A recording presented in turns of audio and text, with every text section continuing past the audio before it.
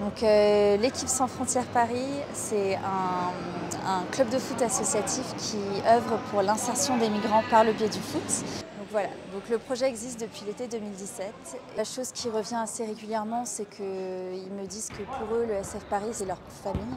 Le fait de faire partie d'un club de foot, d'une équipe, ça leur permet de développer un sentiment d'appartenance. On arrive dans un pays qu'on ne connaît pas, on ne parle pas forcément la langue, il y en a beaucoup qui ne parlent pas le français, qui ne connaissent pas l'alphabet, donc c'est très difficile pour eux. On se voit au moins 3 fois par semaine, on a des entraînements, on a les matchs de championnat, on participe à des tournois aussi, on fait des sorties, donc il y a toute une vie sociale aussi, ils n'ont pas grand-chose à faire.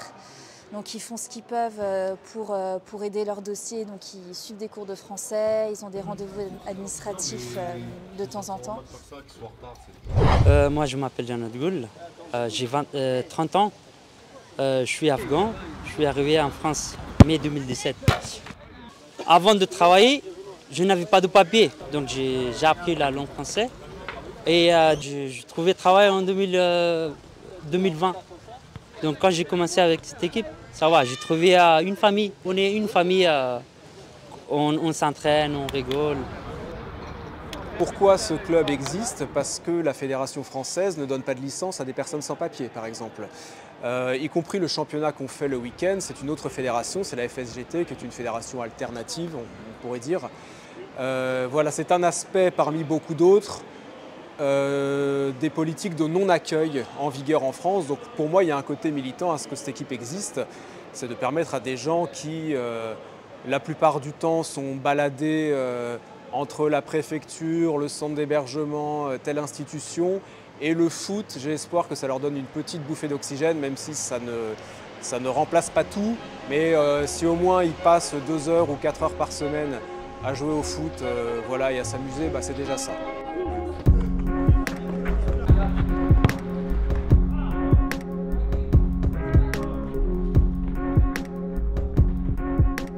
On travaille de manière très étroite avec les autres associations qui sont implantées à Paris, notamment le BAM, parce qu'on vient tous du BAM. Nous, on est juste là pour l'accompagnement sportif, et donc s'il y a des problèmes d'ordre administratif, dans ce cas-là, on va les rediriger vers les personnes concernées. Bah, je suis venu par exemple, moi je suis venu par la mer Méditerranée. Du coup, j'ai passé beaucoup de pays avant de venir ici. Avec l'association, j'ai mes éducatrices qui m'aident et tout ça là. Là, moi, par exemple, actuellement, je suis majeur, j'ai mes 18 ans. Mais là, je suis dans les démarches en ce moment pour avoir mon titre et tout ça là, essayer de continuer autre chose encore.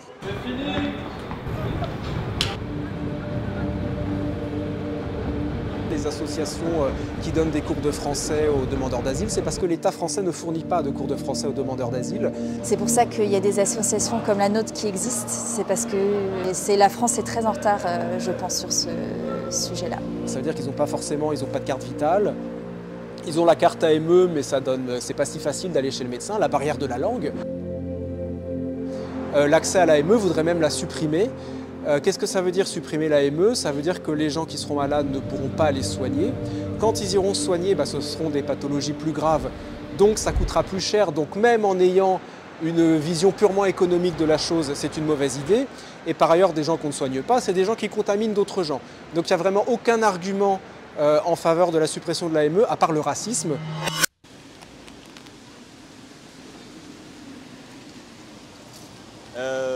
C'est des joueurs de foot comme tout joueur de foot, hein, mais ils ont toujours une histoire particulière, ils sont toujours dans des vies assez précaires.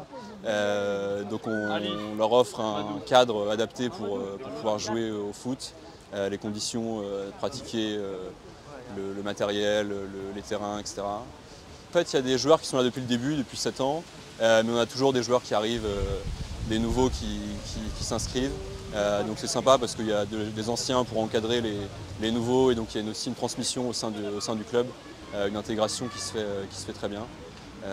Voilà. Là, on va essayer de remettre en place le projet de la section féminine. C'est un projet qui nous tient vraiment très à cœur. Notre but pour la section féminine, c'était d'accueillir les femmes avec ou sans enfants, qu'elles puissent venir aux entraînements avec leurs enfants s'ils le souhaitent, qu'on puisse aussi animer quelques entraînements de foot pour les enfants. Donc voilà, on n'abandonne rien. Parce que les migrantes sont souvent invisibilisées, on oublie que c'est quasiment la moitié des personnes qui arrivent en France sont des migrantes et on les montre pas. On attend des joueuses, on attend des bénévoles et que le projet puisse se faire parce qu'on sait que ça peut marcher. Bon, prochain match.